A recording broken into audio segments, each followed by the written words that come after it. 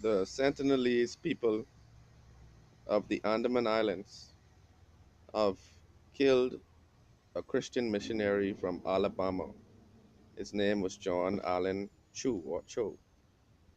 And the Sentinelese are actually known for being very opposed to interacting with anyone from the outside society.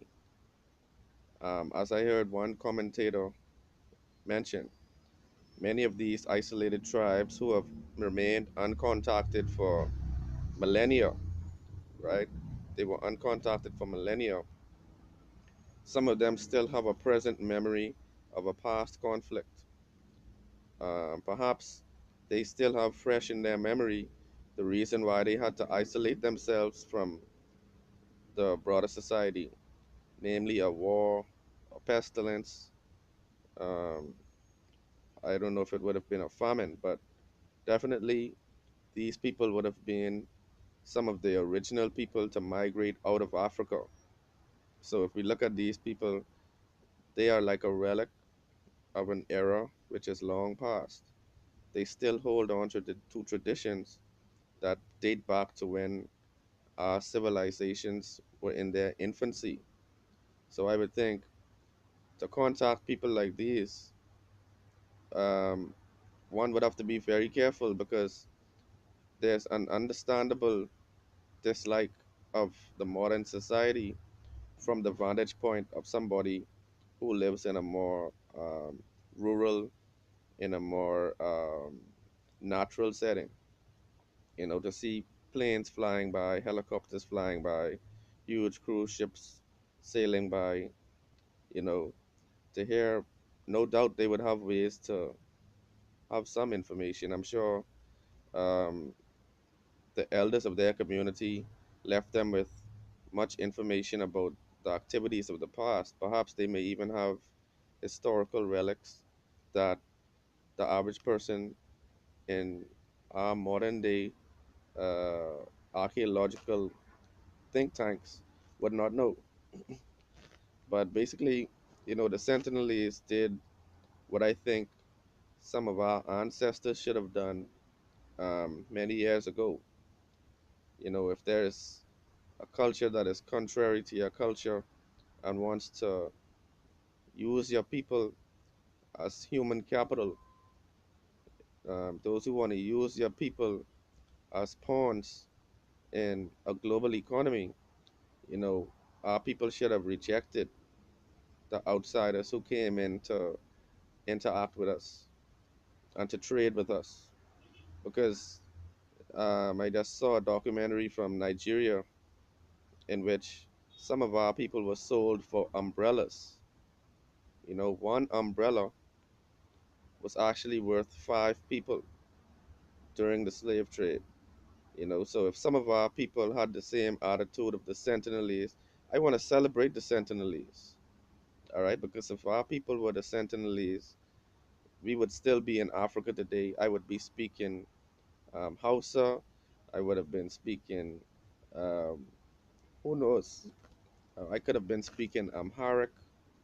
All right, I could have been speaking Hosa. Um, many languages.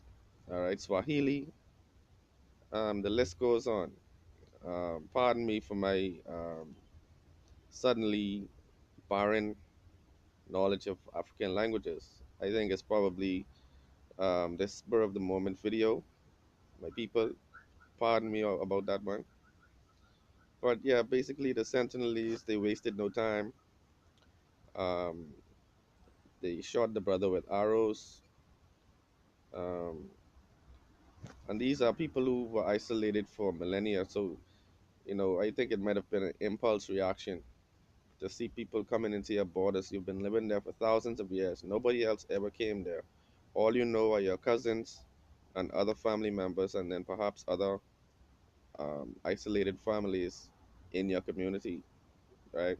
And here comes somebody, you know, wearing some khakis and a golf T-shirt or so, some sandals, um, with a laptop, or maybe like he's holding his phone or something, and you're like, you know, what is this person holding in his hand?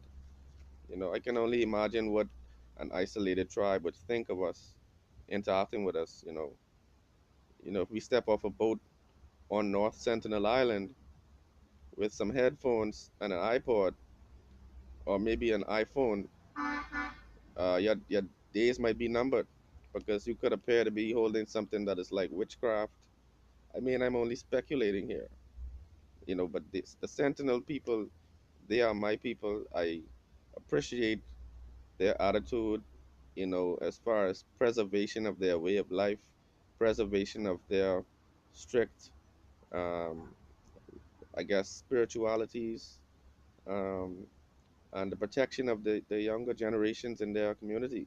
I admire their tenacity, and I would hope that there isn't some plan afoot to basically invade this island and harass or prosecute anyone for this act because these people should be exempt from any laws um, that pertain to our modern society. They have not been participating. They're not in the United Nations. They don't collect taxes. They don't pay taxes. They never had a currency, but yet still they exist.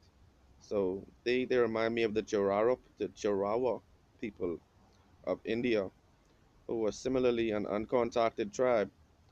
And as soon as they became contacted, the Indian government made it into a tourist attraction.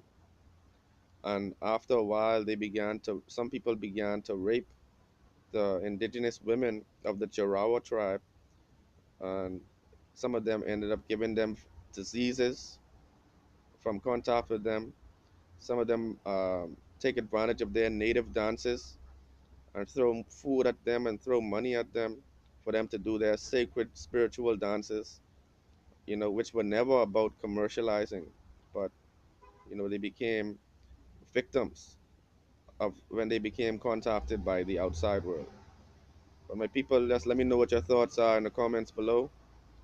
Um, are you aware of the situation, and what are your thoughts about the person that killed John Allen Chow? One love.